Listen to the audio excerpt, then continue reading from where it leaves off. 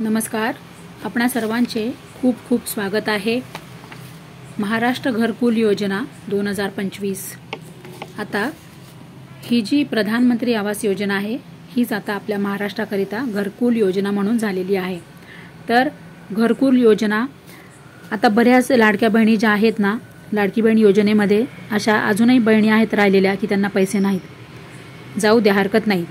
आता लाडकी बहीण योजनेचे तुम्हाला पैसे, तुमचं सगळं काही जर बरोबर असेल तरी पण तुम्हाला जर पैसे नाही आलेत ना, हरकत नाही, येतील. कारण की तुमची लिस्ट आहे ना, ज्या बहिणींना अजूनपर्यंत एकही रुपया आलेला नाही अशा बहिणींची लिस्ट तयार केलेली आहे. अशा बहिणींना सरकार पैसे नक्की देणार. पण काळजी करू नका हां. तर आणखीन सरकारने आणलेलं आहेत ना, तुमच्यासाठी सरकारने घरकुल योजना आणलेली आहेत. तुम्ही घरकुल योजनेकडे तुम्ही आता लक्ष केंद्रित करा आणि घरकुल योजनेसाठी तुम्ही तुमचे कागदपत्र तयार करायला सुरुवात करा. तर बघा, आपले फडणवीस साहेबांनी पंतप्रधान साहेबांकडून आणि आपले जे केंद्रीय मंत्री आहेत, ग्रामविकास आणि कृषी मंत्री श्री शिवराज सिंहजी चौहान जे आहेत, या दोघांकडून आपल्या फडणवीस साहेबांनी घरकुल योजना ही महाराष्ट्राकरिता मंजूर करून घेतलेली आहेत. आणि 20 लाख घरे, हे म्हणजे इतर कोणत्याही राज्यात एवढे घरे मंजूर झाले नाहीत इतके आपल्या महाराष्ट्राकरिता 20 लाख घरं आपल्या फडणवीस साहेबांनी मंजूर करून घेतलेली आहेत. आणि तेही आपल्या महाराष्ट्रातील गरजू कुटुंबांसाठी. तर असे आपले कोणते गरजू कुटुंब आहेत की त्यांनाच फक्त घरकुल योजनेचा लाभ होणार आहे? तर कोणते कुटुंब आहेत असे की ते पात्र ठरणार आहेत की त्यांनाच फक्त घरकुल योजनेचा लाभ होणार आहे आणि त्यांनाच मोफत घर मिळणार आहे आणि त्यांनाच त्यांचा घरासाठी 1,30,000चा हप्ता मिळणार आहे? तर बघा, यामध्ये आहे शासनाने लावलेले आहेत अत्यंत महत्त्वाचे हे जे 6 निकष आहे ते लावलेले आहेत. हे जे 6 निकष आहे, तर बघा शासनाने काय म्हटलेलं आहे GR मध्ये. तर ग्रामसभेद्वारे निवड करतेवेळी खालील निकषावरील गुणांकनानुसार प्राधान्यक्रम देण्यात यावे. म्हणजे आता पहिलं काय आहे निकष? 16 ते 59 वयोगटातील प्रौढ व्यक्ती नसलेले कुटुंब. पुन्हा सांगते हां मी तुम्हाला. पहिला निकष काय आहे?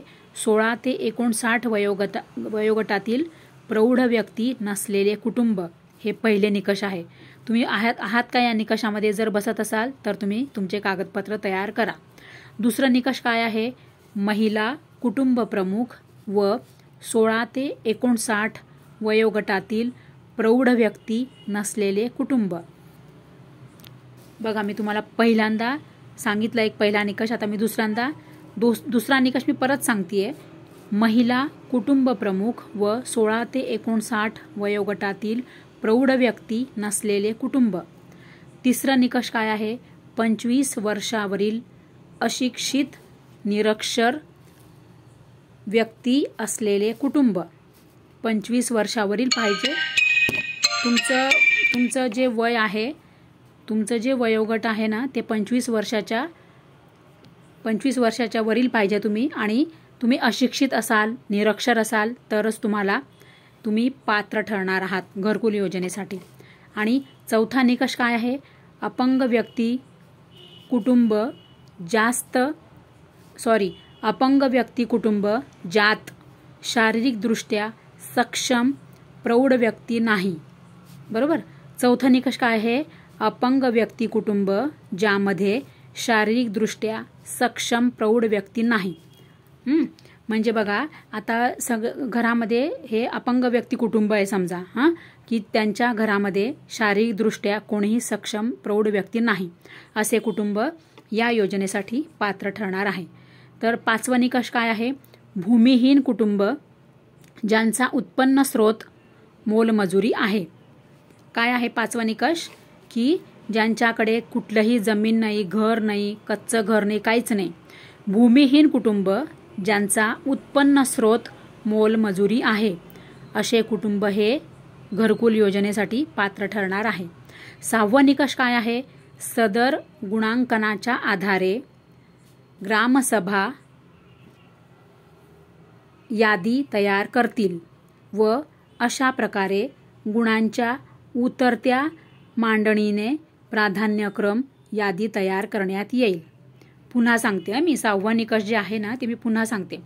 मी हा जे तुम्हाला 6वा निकष सांगते, मी सगळे जे निकष सांगते ना हे सगळे तुम्हाला मी GR मधून सांगत आहे. त्याच्यामुळे तुम्हाला स्क्रीनवर लाईव्ह GR दिसत आहे. मी तुम्हाला कुठलाही एकही शब्द माझ्या मनाने किंवा माझ्या माहितीने सांगत नाही. मी तुम्हाला जे पण काही सांगते सगळे नियम, अटी, कागदपत्र, जे काही निकष आहे हे सगळे मी तुम्हाला GR मधलं सांगते आहे. आणि हा GR काढलेला आहे शासनाने, आपल्या मुख्यमंत्री फडणवीस सरकारने. हा GR मी तुम्हाला डायरेक्ट लाईव्ह दाखवते स्क्रीनवर आणि तोच GR मी तुम्हाला सांगत आहे. 6वा निकष मी तुम्हाला पुन्हा सांगते. सदर गुणांकनाच्या आधारे ग्रामसभा यादी तयार करतील व अशा प्रकारे गुणांच्या उतरत्या मांडणीने प्राधान्यक्रम यादी तयार करण्यात येईल आणि त्यानुसार ते कुटुंब पात्र ठरतील आणि त्या कुटुंबांना घरकुल योजनेचा लाभ होईल. आपली म्हणजे महाराष्ट्र घरकुल योजनेचा लाभ होईल. महाराष्ट्र घरकुल योजनेसाठी तुम्हाला आता कळालंच आहे की पात्र कुटुंबासाठी काय अटी आहेत, काय नियम आहेत, काय तुमच्यासाठी निकष शासनाने लावलेले आहेत आणि काय तुम्हाला कागदपत्र लागणार आहेत. तर तुम्ही हे जे तुम्हाला सगळे जे अर्ज आहे ना ते तुम्ही कुठे करणार आहात, हे तुमचे सगळे कागदपत्र आणि तुम्हाला अर्ज कुठे करायचा आहे. तर यासाठी फक्त तुम्हाला 2च ठिकाणं आहेत शासनाने दिलेले. एक आहे ग्रामपंचायत, पंचायत समिती आणि ग्रामपंचायत समिती. असे 2च असे ठिकाण आहे की तिथेच फक्त तुम्ही जाऊन तुम्ही घरकुल योजनेसाठी अर्ज करू शकतात. घरकुल योजनेसाठी तुम्ही तिथे तुमचा अर्ज भरू शकतात. तर बघा, तुम्हाला महाराष्ट्र घरकुल योजनेसाठी काही प्रश्न असेल तर मला कमेंट करा. जर तुम्हाला काही तुमचे कागदपत्र तयार होत नसतील, तुम्हाला कागदपत्र तयार करताना अडचणी येत असतील किंवा तुम्हाला ग्रामपंचायत किंवा पंचायत समितीमध्ये गेल्यानंतर काही अडचणी येत असतील, तुम्हाला अर्ज करण्यासाठी किंवा तुम्हाला अर्ज भरण्यासाठी घरकुल योजनेचा जो अर्ज आहे तो भरण्यासाठी जर तुम्हाला काही अडचणी येत असतील तर तुम्ही कमेंट करा. तुम्हाला काहीही प्रश्न असू दे, घरकुल योजनेबद्दल असू दे, लाडकी बहीण योजनेबद्दल असू दे, तुम्ही सर्व कमेंट्स करा. कारण की या सगळ्या सूचना तुम्ही जे कमेंट्स करणार ना, या सगळ्या सूचना सरकारला जाणार, या सगळ्या सूचना सरकारला मिळणार आणि मग सरकार जागं होतं. सरकारला कळतं की अरे, आपल्या ज्या या सगळ्या ज्या लाडक्या बहिणी आहेत, हे जे आपले गरजू कुटुंब आहेत, यांना काय प्रॉब्लेम आहेत, यांना काय समस्या आहे, हे सर्व सूचना सरकारपर्यंत पोहोचतात. मग सरकार त्यावर लगेच अंमलबजावणी करतात आणि मग लगेचच, कारण की आता आपल्या महायुती सरकारला कळालेलं आहे की आपल्या सगळ्यांच्या मदतीने, आपल्या सगळ्यांच्या सपोर्टने आपलं महायुती सरकार हे आपल्या महाराष्ट्रामध्ये आता कार्य करत आहे. त्यामुळे तुम्ही काळजी करू नका. घरकुल योजनेसाठी तुम्हाला काही जरी अडचणी आल्या, प्रश्न आले, तुम्हाला काही समस्या असल्या तर तुम्ही कमेंट करत राहा. मी तुम्हाला माझ्या परीने जे उत्तर मला माहिती असेल, नसेल माहिती तर मी लगेच सगळीकडनं माहिती गोळा करून तुमच्यासाठी लगेच व्हिडिओ घेऊन येईल. पण तुम्ही कमेंट करत राहा आणि प्रश्न करा. कृपया करून हा व्हिडिओ सगळ्यांना शेअर करा. तुमच्या व्हॉट्सॲप ग्रुपवर सगळ्यांना शेअर करा. म्हणजे ज्यांना घरकुल योजनेचा लाभ घ्यायचा आहे त्यांच्यापर्यंत हा व्हिडिओ पोहोचवा. प्लीज कृपया करून हा व्हिडिओ सगळ्यांना शेअर करा. म्हणजे त्यांनाही घरकुल योजनेचा लाभ होईल, तेही अर्ज करतील, तेही त्यांचे कागदपत्र तयार करतील. तर हा व्हिडिओ सगळ्यात जास्तीत जास्त लोकांना शेअर करा. जास्तीत जास्त बहिणींपर्यंत हा व्हिडिओ शेअर करा आणि तुम्ही चॅनलला सबस्क्राईब करून ठेवा. बेल आयकन प्रेस करा आणि तुम्ही ऑल ऑप्शनवर तुम्ही सिलेक्ट करा. ऑल ऑप्शनवर तुम्ही टच करा, तरच तुम्हाला असे महत्त्वपूर्ण अपडेट, सरकारच्या योजना सगळ्या तुमच्यापर्यंत पोहोचतील. आणि व्हिडिओला लाईक करा आणि सगळ्यांनी कमेंट करा. कृपया करून सगळ्यांना व्हिडिओ शेअर करा.